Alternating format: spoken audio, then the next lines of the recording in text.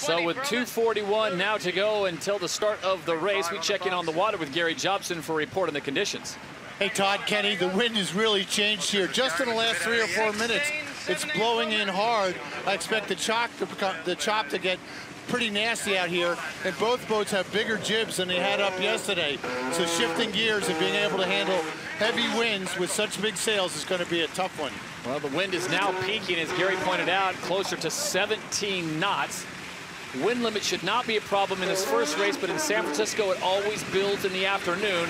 And here come the Americans into the start box as they have port entry. Todd, it'll be interesting to see if they take this port entry and they just try to go down deep in the box like we've seen before. Very close cross, port starboard. Team New Zealand's right on their tail out of the blocks, not making it easy for Oracle, that's for sure.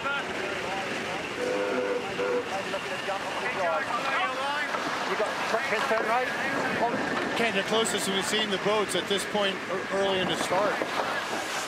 When the boats are that close, it typically forces the boat ahead to actually commit a little sooner than they'd like to.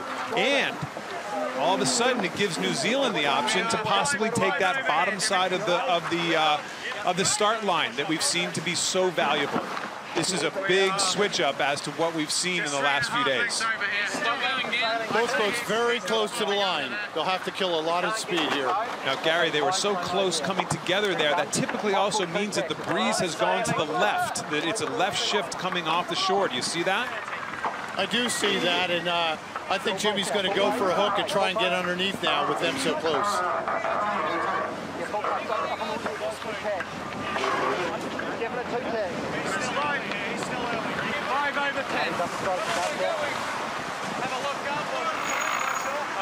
Todd, they're really far down in the box. They're down near that yellow line, which is the lay line to the mark. It's hard to hook when you're down that far down the line. Let's see if Team New Zealand can hold them off. Pretty close to the line, though, with 25 seconds to go. Both boats very much at risk of being over. And Spithill gets the dominant hook. Just as I was saying, it's going to be hard for him to do. Dominant hook.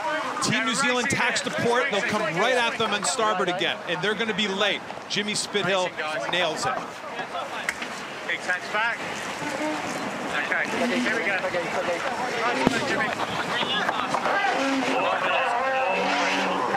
So the all clear is given, and we are racing. Day number 9, race 12 is off. Wow. The mistake by New Zealand was being too close to the line too early. Well, they got that chance to jump in front and to try to take the left side of the starting line early on in the 2-minute sequence, and it didn't work. They were too early, like Gary said. Oracle pounced.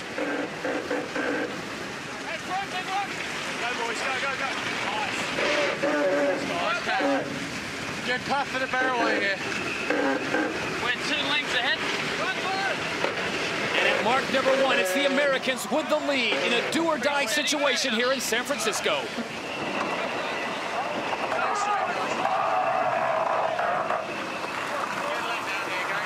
The lead is just 5 seconds. Now, the Americans have been the faster boat on the downwind leg, Ken. The big question is now, can they build on this? Yeah, breeze off the shoreline. Let's see if this left-hand shift, or the breeze has shifted to come off the city front, off the shore side here. Let's see if they can really milk this, go all the way down the city front, an awful long way. That always benefits the boat out in front. I noticed New Zealand going up and down on its hull a lot more than the American boat, an indication that maybe Dean Barker's having a little trouble steering. Nervousness being behind, maybe?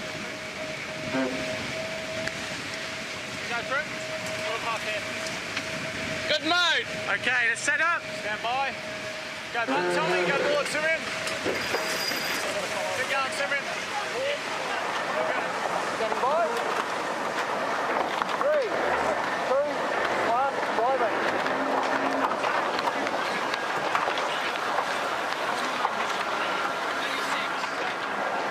Let's go back to the start quickly as they make their first jibes here. Was this a question of Dean Barker being a little too aggressive, Ken Reed? And did Jimmy Spittle make the most of it? Well, they went at 2 minutes. They came together, and they were so close. This all of a sudden gave Dean Barker a lot more options than we've seen the boat coming from the starboard tack side have in the past. So yeah, did he change up his strategy? Absolutely, as you would, but it should be an advantage at this stage. Problem was that they got too close. Team New Zealand got too close to the line. They get a proper hook, and rest is history. Here it is on Virtual Eye one more time. The Americans getting the port entry. They come in very fast. They go deep, but this time the Kiwis, look how close that cross was. It was a close cross, and all of a sudden they decide to take the lead back.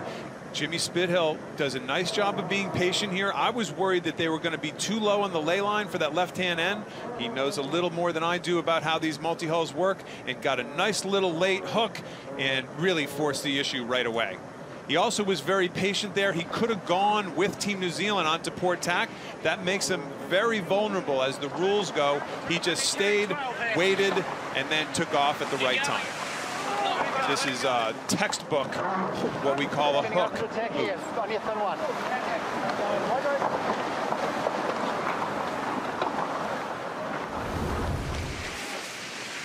Back to live racing action. This is leg number 2 of race 12 as we check in on the water with Gary Jobson. Well, the race continues here. New Zealand about 100 yards behind going downwind. The speed's not very much different. We're going to look for a split at the leeward gate, taking off on opposite sides of the course. A little bit quicker, maybe. Touch. Okay, building. Yeah. We're slightly slower. Hardest time building. Here it comes. Okay. Pressure should be okay here. No interim. And we're slightly faster, slightly higher, but similar to That's the job of the strategist, Tom Slingsby, just calling the other boat. Actually, what you'll notice, they're calling their own boat. It's a very typical of the strategists. They refer to only their boat. We are blank. We are higher, we are slower, we're faster. That's really good communication. 2, 1, driving. Certainly no sense of panic on the American boat, that's for sure. So the Kiwis determined now is the time to jibe as they set themselves up for mark number 2. This could be the telltale sign of the race of who goes which way. The Americans obviously would love to get a split, but Ken, you and Gary both pointed out the left side of the course going back upwind will be the fastest. Yeah, there's big current lines out there right now, too. Look at that, Todd. That big current line. This is a tough spot if you're ahead. You really have to try to plan out. You have to have well ahead of time your strategy of where you want to be on this beat. And you can see Oracle wants to be heading out into the middle likely. They're going to do one more jibe and in is my guess. Keep it on the foil, boys, around here, okay? Second, and then we'll get camera. They jibe back now, no problem. Yeah. Save it to this left gate. So this will create the split that Gary was referencing, with Oracle heading offshore and Team New Zealand heading inshore. Not much in it.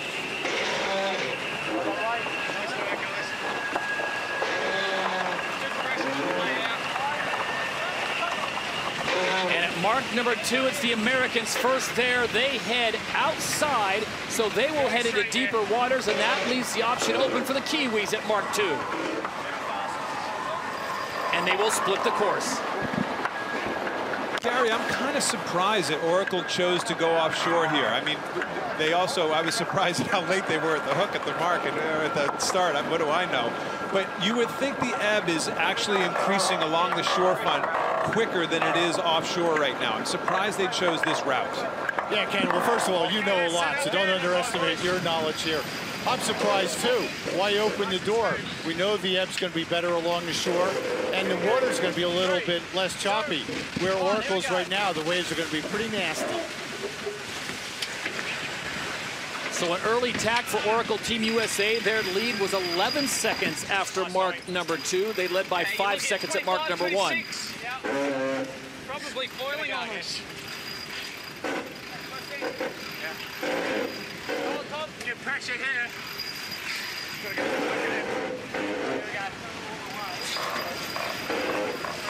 And the lead is shrinking.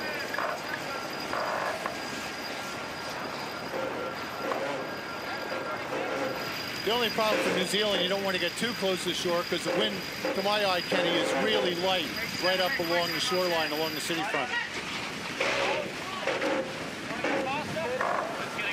Happy with the mode? I think he's saying that they're faster all the time. You see Oracle actually foiling right there, Todd. They're in a high-speed mode right now. You sail upwind in different modes, a high mode or a low mode. There's that current that we were referencing. I'm really surprised Oracle chose to go offshore first, but here comes our first big cross, and let's see how they go. Perfect place to tack for New Zealand. If they'd gone 5 lengths further, the wind would have gone way down.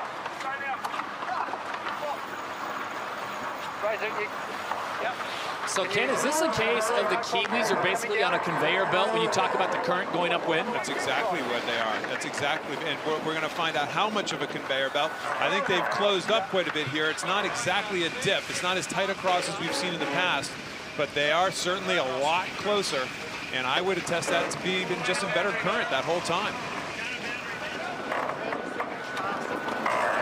Of course, now Oracle could take advantage of the current inshore, but they too can't get too close where the wind is light.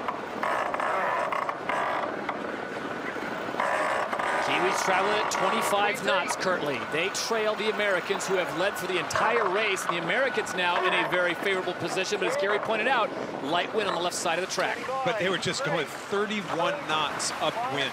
Who would ever have thought these boats could have gone 30 knots upwind? It's really, it's remarkable. Going straight. I think we started the Louis Vuitton series, they were going 30 knots downwind, to give you an idea of how much gain there's been in the speed of these boats. Nice little extension by Oracle here. Get it going. 300-meter separation. Good opportunity for Oracle to tack on New Zealand's breeze, but they don't seem to be taking it. No, I think it's a little too close, Gary, to throw 2 tacks in that close to the shoreline, I think would be a tough spot for any catamaran. Well, that's an impressive sight. Yeah, that's an impressive sight right there. Foiling upwind was kind of like, have you seen Sasquatch when we first got to San Francisco? People had said they'd seen it, but no one was for sure, and now, in fact, it's a common sight. Sasquatch? We've been doing this too long. Here's the cross on leg number 3.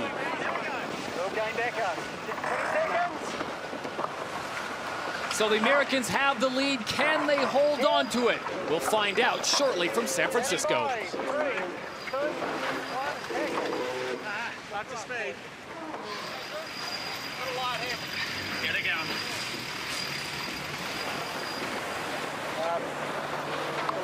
Still hovering around 100 meters. Both boats going through their tacks, heading upwind here on leg 3 of 5. The Americans must win this race, or the America's Cup goes to Emirates Team New Zealand.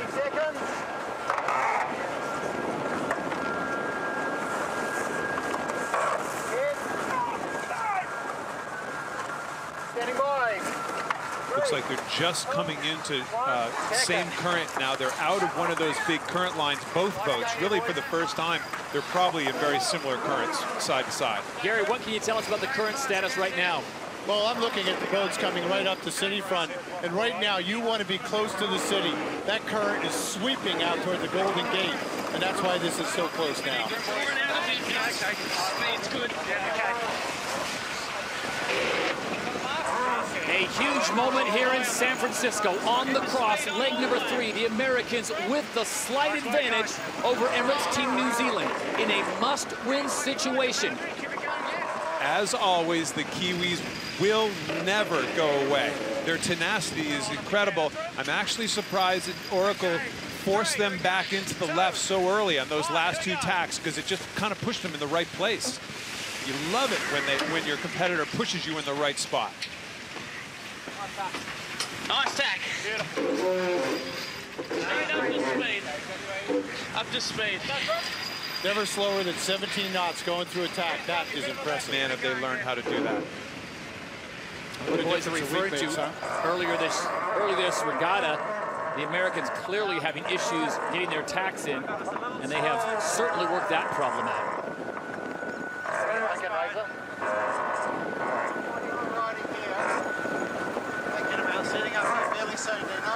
You can see that current line right in the middle of the screen. It's better on the left side of the screen than the right. Got a shot of Ben Ainsley, the four-time Olympic gold medalist, playing tactician for Oracle Team USA. Good mode. Keep it fast. He tags. Going really well, fully foiling upwind. Okay, go set up, stand by. You're going to see Oracle tack on Team New Zealand here for sure and keep the left side of the race course. Okay, anytime. Go. I think New Zealand should attack a lot sooner to get back to the left. Keep going, guys. Nice work. Really nice mode there. He takes back. Straight into that mode, guys. That's perfect. Make sure we got the pressure. Pressure's good here. Constant chatter on Oracle Team USA. Emirates Team New Zealand drifting back just a bit as the lead now has gone out to 150 meters. And Ken, not a minute and a half ago, it was within 30 meters. I think Oracle has a really nice mode. They keep talking about their mode, as do we. I think they found a really nice mode in this ebb current that they could go super fast in. Boat seems to be performing very well upwind here today.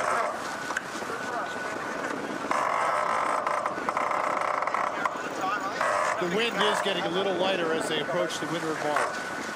But a good play by Ben Ainsley here, forcing your competitor in the direction you think is wrong tactically. Force them out into less current.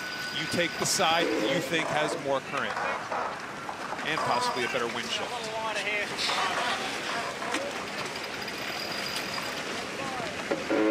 Right side of your screen. USA. Yeah, big game.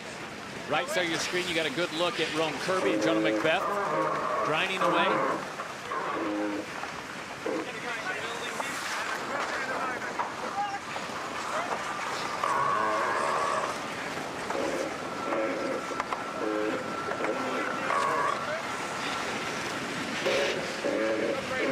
Coming into more pressure.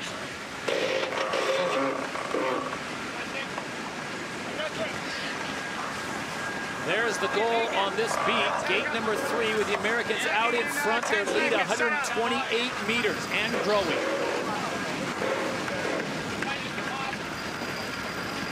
There we go. Yeah.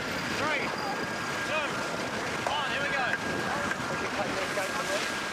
Now Oracle's trying to set up Team New Zealand for that one final kill. That one, force them to do one more maneuver than they have to do as they come into this weather mark, or force them to overstand the mark.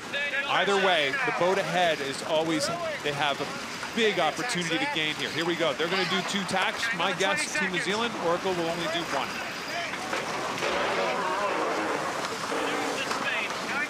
No problem. 10 seconds. Good call, Ken. Ben Ainsley says, let's just go to the ley line. We don't want any extra tacks. Let New Zealand make them.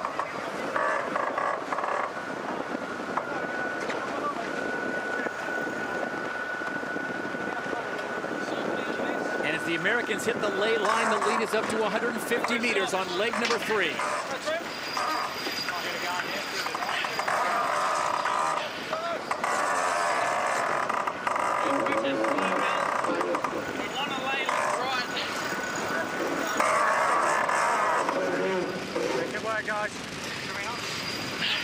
Something interesting between Ben Ainsley and what John Kostecki was doing at the beginning of the week. He brings himself into the middle of the boat a lot during these races, where Kostecki was always grinding from the high side and doing tactics from there. Has to be very difficult to see your opposition on the other side of a wing.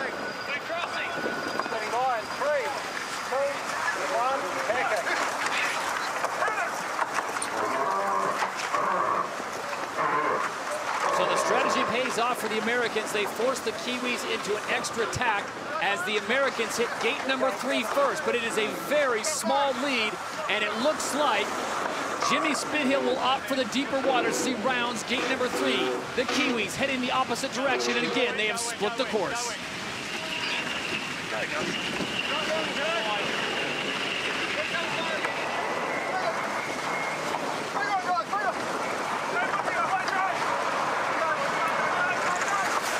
So the race race is on to mark number 4. The Americans lead still over 100 meters over the Kiwis.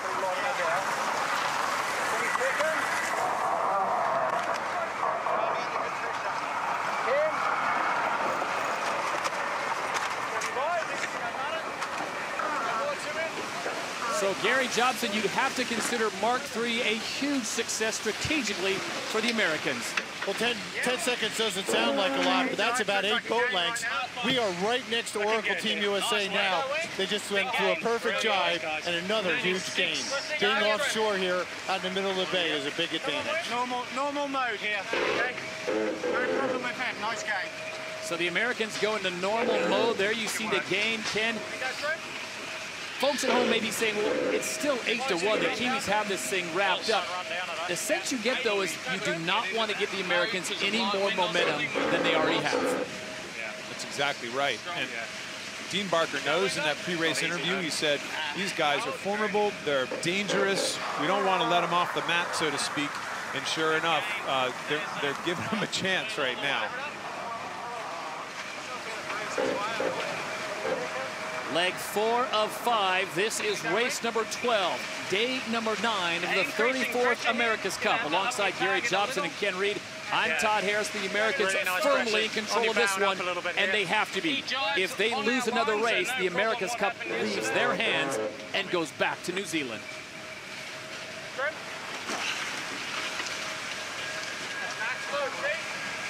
I got it.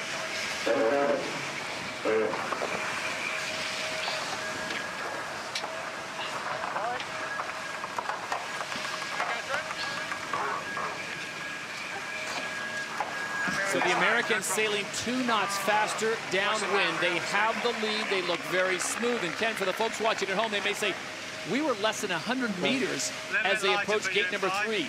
Where did everything go wrong for the Kiwis and right for the Americans? Well, it doesn't take much. First of all, when you round the weather mark, that weather gate, you automatically accelerate. You start going about 10 knots faster than the other boat going upwind. So you automatically create a jump just from going downwind compared to upwind.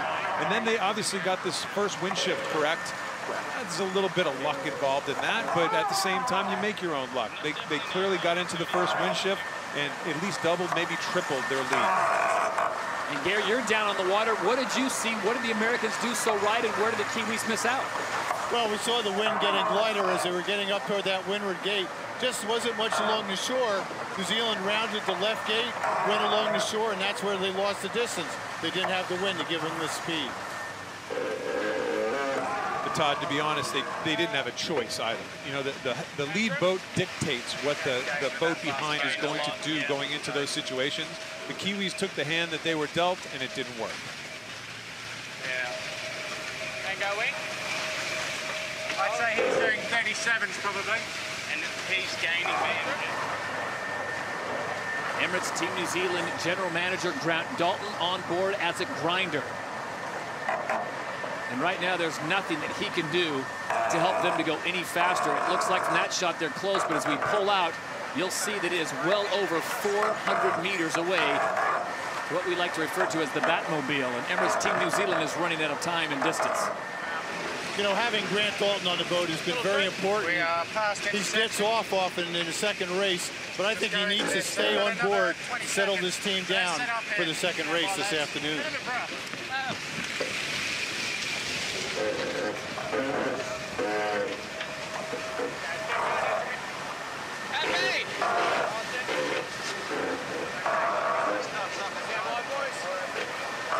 Well, for the longest time, we have said that the Kiwis are just the faster boat here at this 34th America's Cup.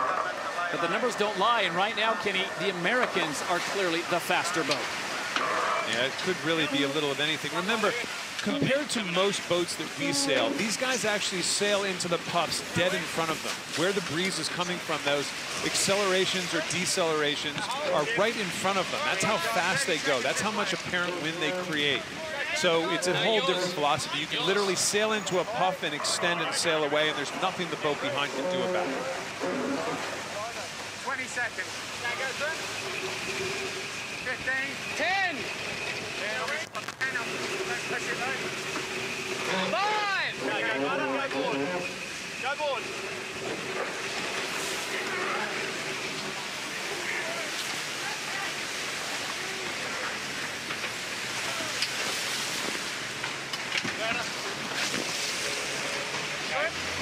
Todd, you can't help but think this has been a long few weeks, long couple years, but these guys have been non-stop now for days and days in a row. Exhaustion has to happen at some stage. Mark number 4 is the Americans, and now they head for home. Press is good all the way.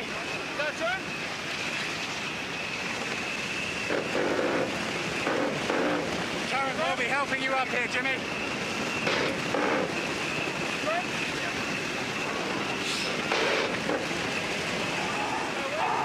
And unlike yesterday, mark number 4, not that close. As the Kiwis make the turn, they are down by 29 seconds as the Americans head for home, and this victory will go the way of Oracle Team USA. Ken, they did exactly what they had to do. As you pointed out, they had to get the start. That was mission number 1.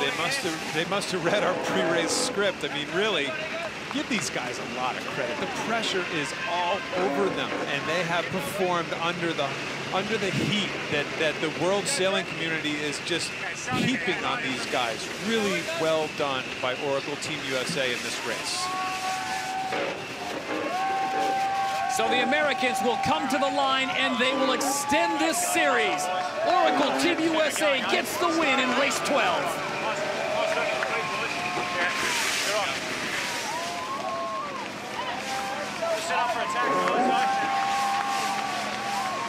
No major celebrations on board. That is just 1 down. They need 7 more wins to keep the cup.